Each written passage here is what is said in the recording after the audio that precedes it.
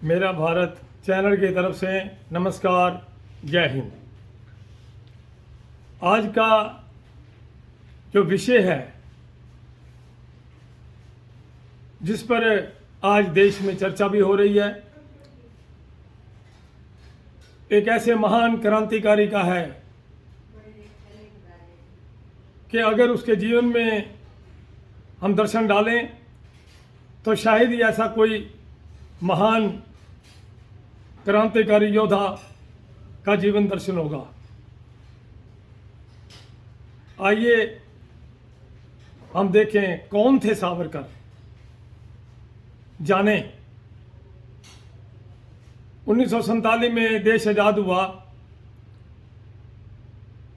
आज़ादी के समय सत्ता ऐसे लोगों के हाथ में दे दी गई जिनका उन शहीदों से दूर तक भी संबंध नहीं था जिन्होंने इस देश के लिए, आज़ादी के लिए अपने परिवार सहित अपने आप को देश के नाम समाप्त कर दिया, शहीदियां दी।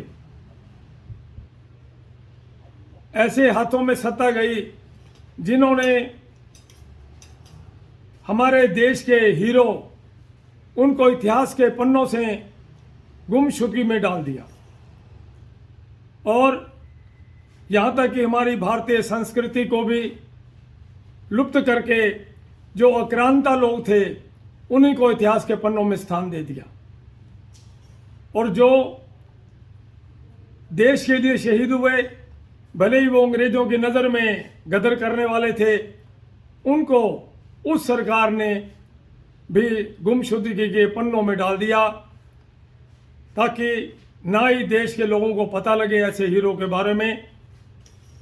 और ऐसा हुआ, ये देश का दुर्भाग्य था।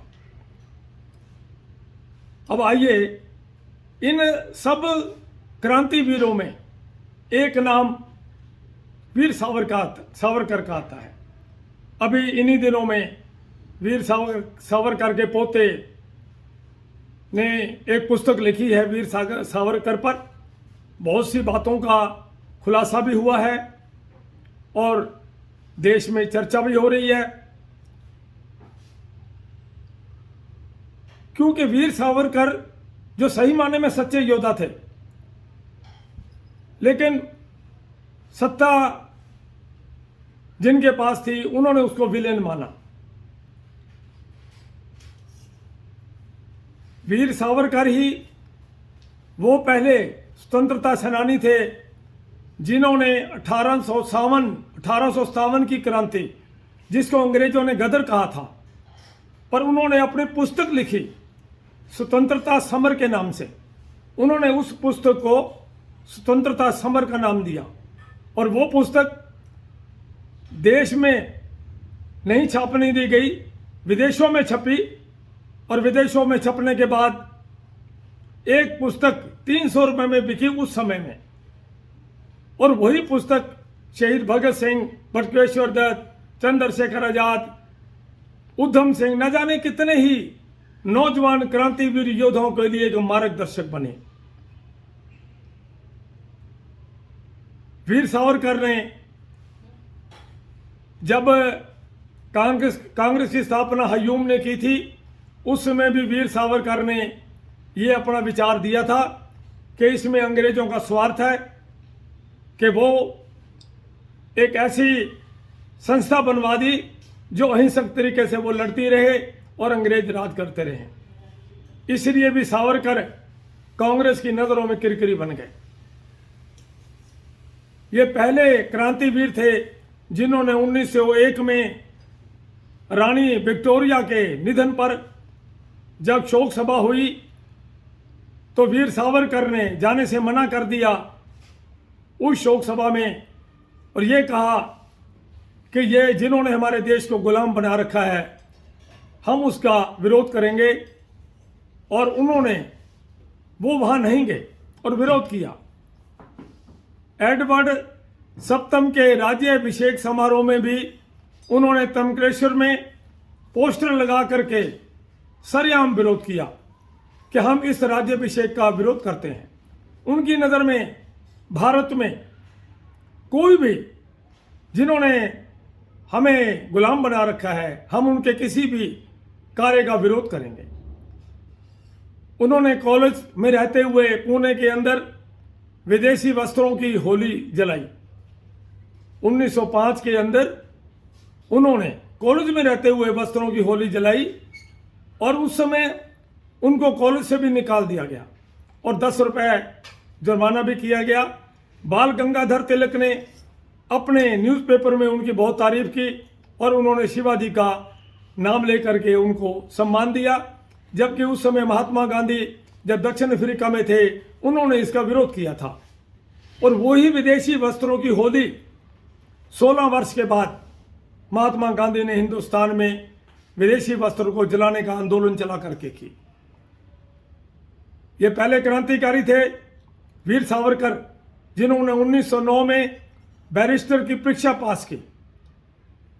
बैरिस्टर की परीक्षा पास करने के बाद जब ओथ लेनी होती है शपथ ग्रहण के समय, उन्होंने महारानी की फेवर में शपथ ग्रहण करने से मना कर दिया और उन्होंने आखिर तक भी वीर सावरकर को बैरिस्टर की उपाधि नहीं दी। ये ऐसे क्रांतिवीर थे। महात्मा गांधी जी तो दक्षिण अफ्रीका में थे, उससे पहले वीर सावरकर देश के लिए लड़ना शुरू हो गए थे, लड़ते रहे वो। उसके बाद इन्हीं गतिविधियों के कारण उन्हें कॉलेज से भी निकाल दिया गया था। फिर ब्रिटेन में जब उन्हें शपथ ग्रहण करने से मना कर दिया था और उनकी क्रांतिकारी गतिविधियों को देखते हुए, विचारों को देखते हुए ब्रिटेन की सरकार ने गिरफ्तार कर लिया। जब वो समुद्री जहाज से उन्हें लेकर के आ रहे थे तो वो रास्ते में ही कूद गए और तैर करके फ्रांस पहुंचे। और आप हैरान होंगे, ये पहले क्रांतिवीर थे जिनका जो केस है वो अंतर्राष्ट्रीय न्यायालय में चला, लेकिन ब्रिटेन और फ्रांस की मिली भगत के कारण उन्हें काले पानी की सजा हुई। सजा भी 30 वर्ष की। अंडमान निकोबार के 52 नंबर कमरे में उनको सजा मिली, जहां पर 10 वर्ष तक कोने के बैल की तरह जुट करके 30 पाउंड तेल निकालते थे प्रतिदिन, और उसी कमरे में ही शौच की व्यवस्था थी। और प्रतिदिन 4 या 5 लोगों को वह फांसी दी जाती थी। ये पहले क्रांतिवीर थे जिनको इतनी लंबी सजा 30 वर्ष तक अंडमान निकोबार में हुई और 30 वर्षों तक ये जेलों में रहे। और हमारी जो सरकार थी वो लगातार वीर सावरकर के इन्हीं गतिविधियों की आलोचना करती रही।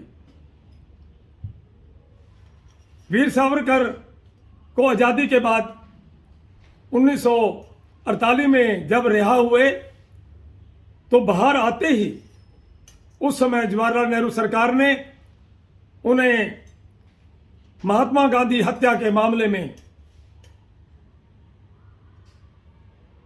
संदेह की दृष्टि से डालकर फिर अंदर कर दिया, जेल में बंद कर दिया। वो अलग बात है कि अदालत के अंदर साक्ष्य न मिलने के कारण वो रिहा हो गए। 1966 में जब उनकी मृत्यु हुई तो उनकी मृत्यु के ऊपर पार्लियामेंट में शोक प्रस्ताव रखा गया। उस समय यह कह करके कि ये संसद सदस्य नहीं थे, इसलिए इनके प्रति शोक व्यक्त नहीं किया जा सकता। हालांकि पूर्व प्रधानमंत्री इंदिरा गांधी ने वीर सावरकर को क्रांतिवीर और योद्धा की संज्ञा दी थी। वो अलग बात है कि आज की कांग्रेस उन्हें विलेन मानती है और उन पर एक कलंक लगाती है कि वो माफी मांग के बाहर आ गए। उनकी देशभक्ति की सभी बातों को नकारते हुए ये जो बात कही जाती है बाहर आ गए। वो भी महात्मा गांधी जी ने उनको राय दी थी कि आपकी क्रांति के मार्गदर्शन के लिए बाहर जरूरत है, अगर आप ऑप्शन दो इस बात की अन्य कैदियों के साथ, ताकि बाहर आके आप देश के लिए, आज़ादी के लिए कुछ कर सको। उसी आधार पर वो पत्र लिखा गया था।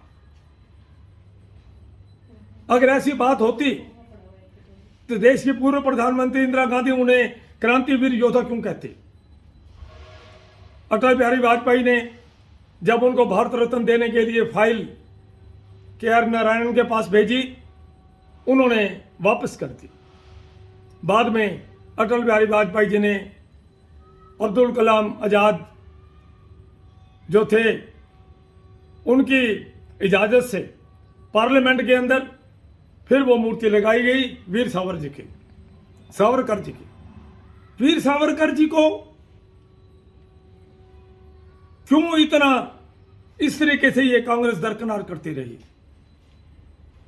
पार्लियामेंट के अंदर आज उनकी तस्वीर लगी है। और मैं एक बात और कहना चाहता हूं, सत्ताधारी पार्टी ये कहती रही है कि आजादी हमने दिलवाई।